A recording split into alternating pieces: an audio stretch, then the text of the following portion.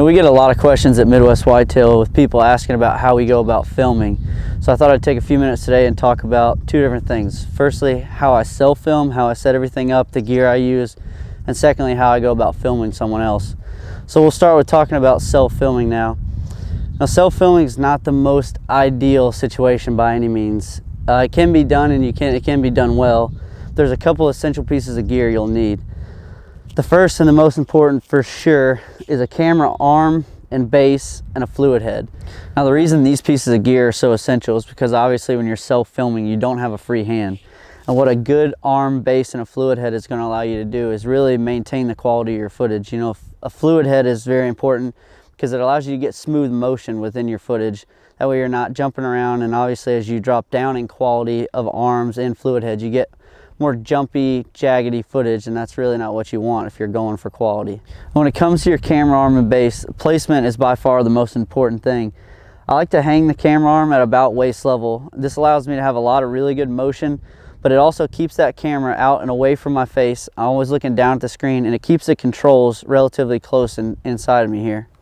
You know, another piece of gear that we use that's not necessarily essential, but it's one that we all use pretty religiously, and that's an external control like this Vari-Zoom here. What this allows you to do, especially in self-filming, why it's so good, is it allows me to control both the zoom, focus, and the start and stop record all from back here in the handle of this camera arm. You know, another piece of gear that we all use a lot is an action camera like this GoPro here. These little cameras are really awesome, and they don't allow you to get the tightest footage, but it's pretty neat that they have such a wide angle. You know, we like to hang them a lot of times either behind us, maybe on another limb looking back at us. It allows you to tell a lot more of the story than just from your main angle here. You know, a lot of times if you do get a shot off at a deer, it's chaos trying to get back on them as they're running away. And so what having this GoPro angle does is allow you to just maybe switch that angle in your video, give you another look at what's happening. You know, self-filming is not always the most ideal, and it doesn't always lead to the best quality footage, but it certainly can be done, and it can be done well. What we like to do though, and what makes for the best footage, I think, is to pick a partner. And whether you're filming them or them filming you, and you switch off throughout the season or whatever it may be, I really think this is how you can guarantee the best footage. You know, the gear we use is very similar. A lot of times it's the same exact gear, but the setup is the one thing that changes. When you are filming somebody, the best angle to be is to be above the hunter, whether that be 2 or so feet, but really you want that camera right at about chest to height to head level for that hunter. A lot of times you want to be over the shoulder if possible. Not every tree allows for the best situation, but you kind of got to make do.